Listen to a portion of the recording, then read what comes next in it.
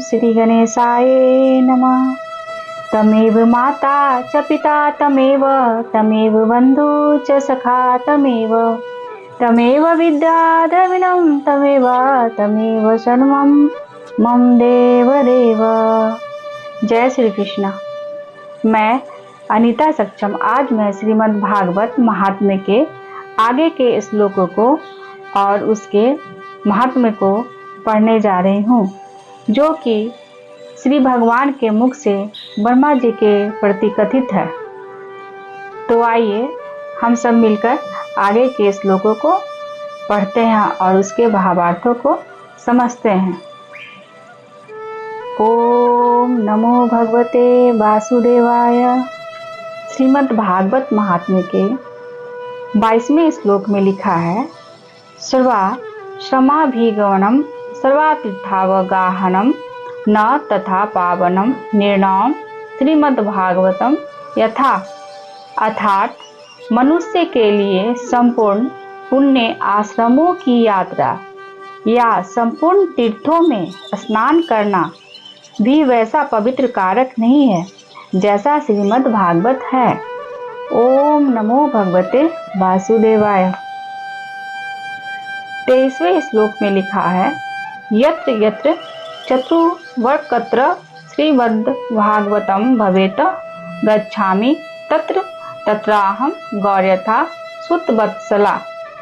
अर्थात चतुर्मुख जहाँ जहाँ भागवत की कथा होती है वहाँ वहाँ मैं उसी प्रकार जाता हूँ जैसे पुत्र वत्सला गौ अपने बछड़े के पीछे पीछे जाती है। ओम नमो भगवते वासुदेवाय।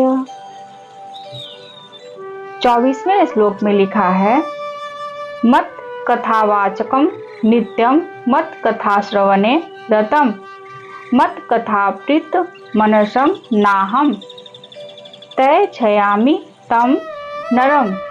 अर्थात जो मेरी कथा कहता है, जो सदा उसे सुनने में लगा रहता है तथा जो मेरी कथा से मन ही मन प्रसन्न होता है, उस मनुष्य का मैं कभी त्याग नहीं करता। ओम नमो भगवते वासुदेवाय। 25वें श्लोक में लिखा है, श्रीमद् भागवतम पुण्यम दृष्ट्वा न तिष्ठते हि यः संवत्सरं तस्य पुण्यम विलयम याति पुत्रकः। अर्थात पुत्र जो परम पुण्यमय श्रीमद् भागवत शास्त्र को देखकर अपने आसन से उठकर खड़ा नहीं हो जाता, उसका 1 वर्ष का पुण्य नष्ट हो जाता है। ओम नमो भगवते वासुदेवाय। 26वें श्लोक में लिखा है, श्रीमद् भागवतम दृष्ट्वा प्रत्युत्थाना विवादने सम्मानयत तम दृष्ट्वा भवेतम प्रीतिमातुलाम। अर्थात जो श्रीमद् भागवत पुराण को देखकर खड़ा होने और प्रणाम करने आदि के द्वारा उसका सम्मान करता है, उस मनुष्य को देखकर मुझे अनुपम आनंद मिलता है। ओम नमो भगवते वासुदेवाय। 27वें श्लोक में लिखा है, दृष्ट्वा भागवतम दुरातः प्रक्रमेत सम्मुखम हि यः पदे पदे अश्वमेधस्य फलं प्राप्नोत् तय संशयम्। अर्थात जो श्रीमद् भागवत को दूर से ही देखकर उसके सम्मुख जाता है, वह एक एक पग पर अश्वमेध यज्ञ के पुण्य को प्राप्त करता है, इसमें तनिक भी संदेह नहीं है। ओम नमो भगवते वासुदेवाय। 28वें श्लोक में लिखा है, उत्थाय प्रणमेदं यो वे श्रीमद्भागवतम नर धनपुत्राम स्थता दारानम भक्तिम च प्रददामयहम्।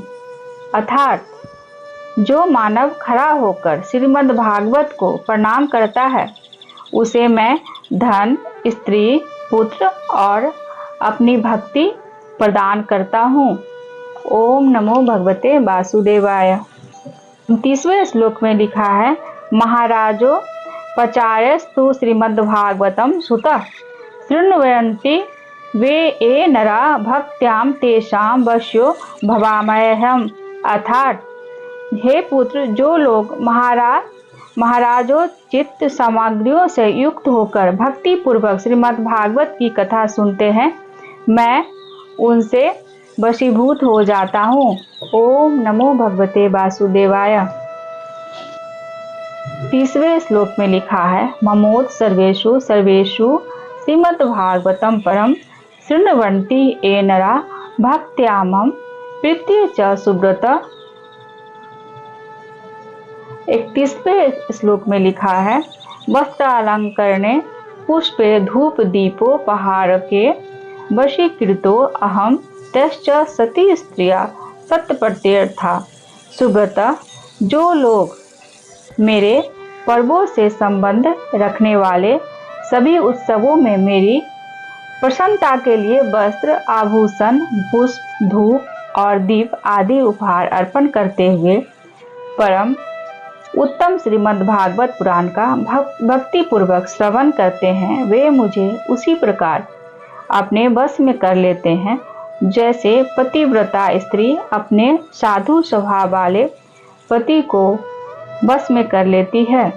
ओम नमो भगवते वासुदेवाय। आज मैंने श्रीमद् भागवत महात्म्य के बाकी के श्लोक और उसके भावार्थ को पढ़ी हूँ।